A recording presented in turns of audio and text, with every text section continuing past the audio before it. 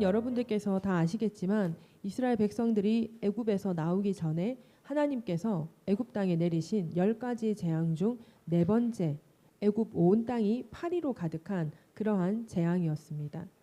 그때 뭐라고 말씀하십니까? 내 백성이 거주하는 곧센 땅을 구별하여 그곳에는 파리가 없게 하시고 온 애굽 땅에는 파리로 가득하게 하여 황폐하게 될 것이라 말씀하고 있습니다.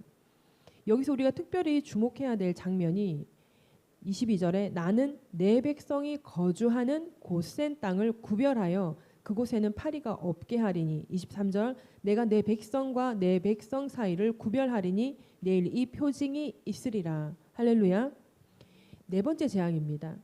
그렇다면 앞에 세 가지 재앙은 무엇입니까? 첫 번째는 물이 피가 되는 재앙이죠. 그리고 두 번째는 개구리가 온 집 안팎에 가득하게 되어서 자는 침구에도 올라오고 식당에도 올라오고 요리를 준비하는 모든 곳에 사람이 사는 모든 곳에 개구리가 득실득실 드글드글하게 되는 것입니다. 세 번째는 온 땅의 티끌이 이가 되어서 동물과 사람을 너무나 괴롭히는 그러한 재앙이었습니다. 오늘 본문을 보면 네 번째 재앙부터 곧센 땅, 즉 이스라엘 하나님 백성을 특별히 구별하여서 하나님께서 초자연적인 역사를 일으키기 시작하십니다. 그 이유도 말씀해 주시죠. 22절에 이로 말미암아 이 땅에서 내가 여호와인 줄 네가 알게 될 것이라. 할렐루야. 자, 그렇다면 하나님께서는 첫 번째 재앙부터 이스라엘 백성들을 구별하신 것이 아니라 네 번째 재앙부터 이스라엘 백성과 애굽 땅을 구별하셨습니다. 그러면 첫 번째 재앙이 뭐라 그랬죠? 물이 피가 되는 재앙. 이게 쉬운 재앙입니까? 쉽지 않은 재앙. 마실 물이 없는 건 쉬운 재앙이 아니에요. 두 번째, 개구리가 온 곳에 가득하다는 거. 지금 여러분 예를 들자면 그런 거예요. 지금 예배드리는 이 지금 성경책 위에 주보 위에 여러분 옆에 무릎 위에 온데 개구리가 가득해서 가만히 앉아 있을 수가 없는 상황이 되는 거예요. 이것도 쉬운 재앙은 아닌 거예요. 그리고 세 번째 재앙이 뭐죠? 티가 이가 되는 거고, 이가 어떤 건지 아시죠? 가려운 거. 머리에 막 이가 부글부글 하게 되겠죠. 가려워서 이게 이가 부글부글하면 머리에만 있겠습니까? 좀 기어 나오기도 하겠죠. 동물에게도 온 집에도 이가 있어서 사람이 간지러워서 살 수가 없는 그런 상황이란 말이에요. 이 첫 번째에서 세 번째 재앙까지가 쉬운 재앙은 아닙니다. 또 네 번째 재앙부터 10번째 재앙까지도 쉬운 재앙은 아니에요. 그런데 여기서 하나님께서 네 번째 재앙부터 이스라엘 백성과 애굽 백성을 구별하기 시작하셨다는 거예요. 그렇다면 이와 같이 재앙과 같은 고난을 하나님께서 허락하시는 이유가 무엇인가라는 것입니다. 첫 번째는 우리가 방금 읽었던 22절을 통해서 알 수가 있어요. 이로 말미암아 이 땅에서 내가 여호와인 줄 네가 알게 될 것이라. 우리가 재앙을 당함은 하나님께서 하나님이심을 알게 하시기 위함이라는 것입니다. 재앙을 당할 때 하나님을 찾게 됩니다. 고난을 당할 때, 환난을 당할 때 하나님을 찾게 된다는 것입니다. 하나님의 백성들이라면 그렇습니다. 세상 사람들이라면 하나님을 찾지 않겠죠. 그러나 세상 사람들이라 할지라도 이 세상에 신이 있다면 하나님 온 신의 이름을 대면서 있다면 지금 나를 구원해 주시면 내가 앞으로 잘하겠습니다. 이때 신을 찾게 된다라는 거예요. 하나님께서 하나님 되심을 우리로 알게 하시기 위해서 하나님께서 우리의 삶 가운데 재앙을 나타내신다라는 것입니다. 재앙과 같은 고난을 하나님께서 허락하시는 두 번째 이유는 우리가 말씀을 몇 군데 찾아볼 텐데요. 출애굽기 15장 25절 26절입니다. 같이 읽습니다. 시작. 모세가 여호와께 부르짖었더니 여호와께서 그에게 한 나무를 가리키시니 물에 던지니 물이 달게 되었더라. 거기서 여호와께서 그들을 위하여 법도와 율례를 정하시고 그들을 시험하실세 이르시되 너희가 너희 하나님 나 여호와의 말을 들어 순종하고 내가 보기에 의를 행하며 내 계명에 귀를 기울이며 내 모든 규례를 지키면 내가 애굽 사람에게 내린 모든 질병 중 하나도 너희에게 내리지 아니하리니 나는 너희를 치료하는 여호와임이라. 아멘. 연속해서 출애굽기 16장 4절입니다. 16장 4절 합독합니다. 시작. 그때 여호와께서 모세에게 이르시되 보라 내가 너희를 위하여 하늘에서 양식을 비같이 내리리니 백성이 나가서 일용할 것을 날마다 거둘 것이라. 이같이 하여 그들이 내 율법을 준행하나 아니하나 내가 시험하리라. 출애굽기 20장 20절입니다. 시작. 모세가 백성에게 이르되 두려워하지 말라. 하나님이 임하심은 너희를 시험하고 너희로 경외하여 범죄하지 않게 하려 하심이라. 아멘.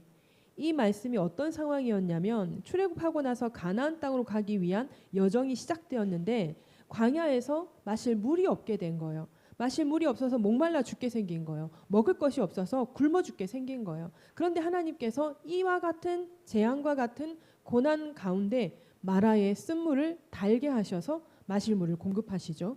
그리고 만나와 메추라기를 공급하셔서 일용할 양식을 하나님께서 허락하셨습니다. 이런저런 환란을 계속해서 광야에서 받습니다.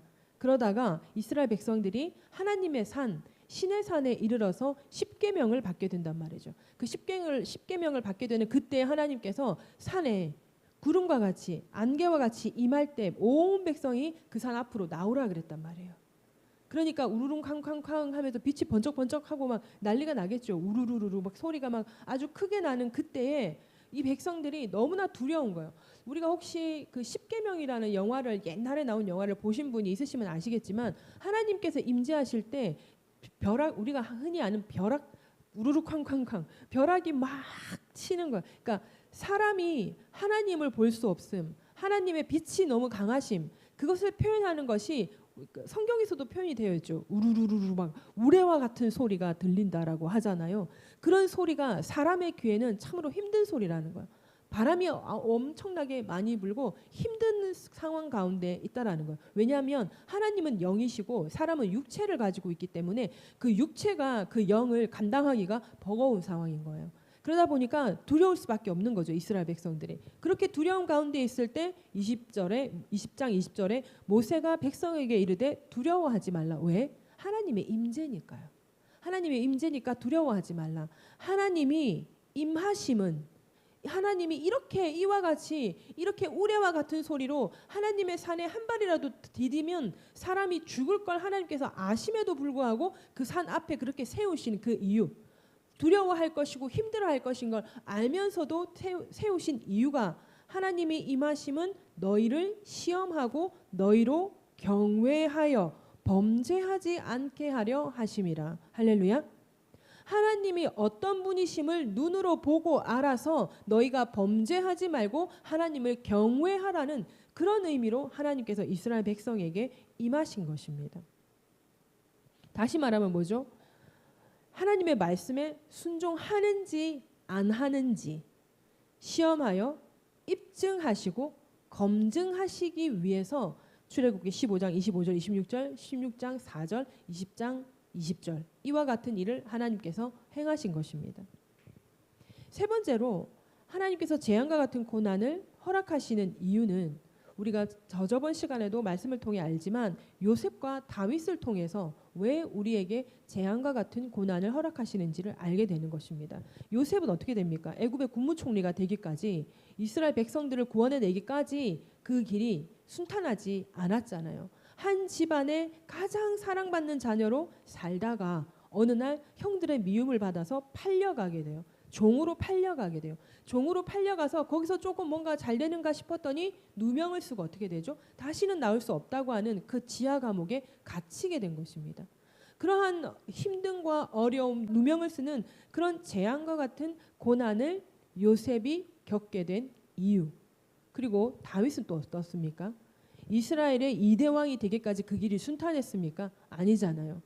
이스라엘의 1대 왕에게 쫓겨서 맨날 목숨을 자칫하면 잡혀서 죽을 상황을 몇 번이나 넘기게 되고 미친 사람처럼 행동하면서 이제 다윗은 소망이 없다라는 것을 보여줘야 하는 그런 상황까지 하나님께서 치닫게 하시는 목숨까지 위협받으면서 힘들게 살게 그 재앙과 고난을 하나님께서 허락하시는 그 이유.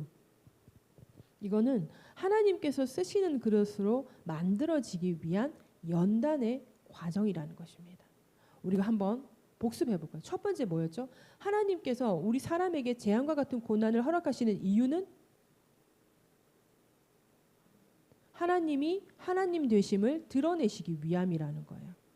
내가 나다라는 걸 사람에게 드러내기 위해서 하나님께서 선택한 백성임에도 불구하고 재앙과 같은 고난을 당하게 하신다라는 것입니다. 두 번째는 뭐였죠?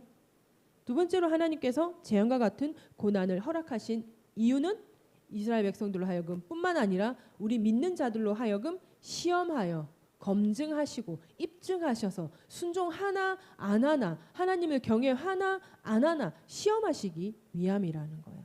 그리고 세 번째로 재앙과 같은 고난을 주시는 이유는 뭐라고요? 하나님이 쓰시는 그릇으로 만들어지기 위한 연단의 과정이라는 것이죠. 성경에서 하나님께서 사람을 시험하신다는 것은 그 사람의 실제 삶 속에서 그 사람의 믿음과 순종이 드러나게 하시는 거라는 거예요. 하나님께서 굳이 재앙과 같은 고난을 허락하시는 이유가 그 사람의 믿음과 순종을 어떻게 하신다고요? 드러나게 하시기 위함이라는 거예요.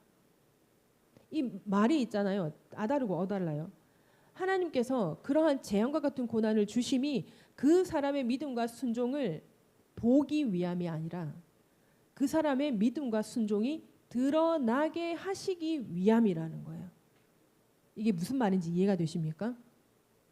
하나님은 이 사람이 순종할 사람인지 아닌지, 이 재앙을 당할 때 순종할 사람인지 아닌지를 이미 알고 계시다라는 거예요.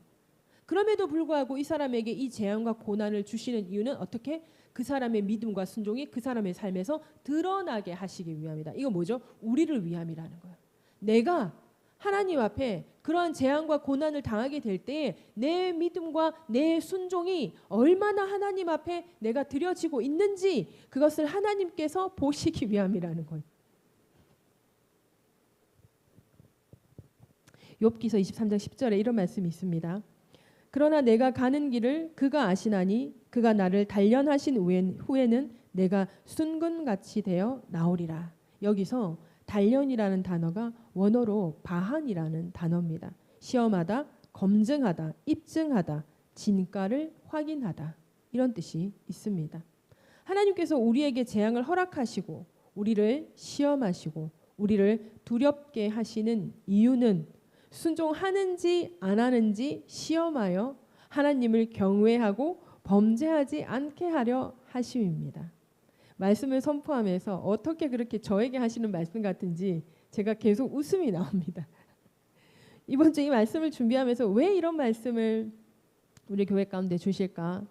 라는 생각을 하면서 주시니까 불편하지만 준비는 해야겠고 준비를 하고 나서 선포를 하는데 구구절절히 하나님께서 저에게 주시는 말씀 같아서 민망하기도 하고 그래서 실없는 사람처럼 웃음이 자꾸 나오는 것을 이해를 좀 해주시기 바랍니다. 다시 한번 말씀드립니다. 하나님께서 우리에게 재앙을 허락하시고 우리를 시험하시고 우리를 두렵게 하시는 이유는 순종하는지 안 하는지 시험하여 하나님을 경외하고 범죄하지 않게 하려 하심인 것입니다. 할렐루야. 참으로 감사한 일이 아닐 수가 없습니다. 하나님은 다 하신다는 거예요. 다 하시는데 내가 나를 입증할 수 있는 길은 하나님께 재앙과 고난을 받는 것밖에 없는 거잖아요. 내가 나를 입증하는 거. 그 하나님께서 그 사람으로 드러나게 하신다라는 거. 그러니 재앙을 당할 때 고난을 당할 때 우리는 참으로 하나님께 감사해야 한다는 것이 이러한 이유인 줄 믿습니다. 잠언 17장 3절에 이런 말씀이 있더라고요. 도가니는 은을 풀무는 금을 연단하거니와 여호와는 마음을 연단하시느니라. 아멘. 하나님께서 사람의 마음을 연단하시는 거예요. 왜 그 사람의 마음을 연단하시는 겁니까? 그 사람이 단련되어 검증되어 입증되어 진가가 드러나게 하시기 위함이라는 거예요. 그래서 우리의 삶 가운데 환난이 있고 연단이 있고 어려움이 있고 두려움이 있는 그 모든 것이 하나님께서 허락하신 것이기 때문에 그것이 끝이 아니라는 거예요. 그것이 끝이 아니라 하나님께서 이끌어 가시는 연단의 과정이라 언젠가 이 또한 지나가리라. 하나님께서 복 주시는 때가 반드시 온다는 것을 우리가 믿습니다.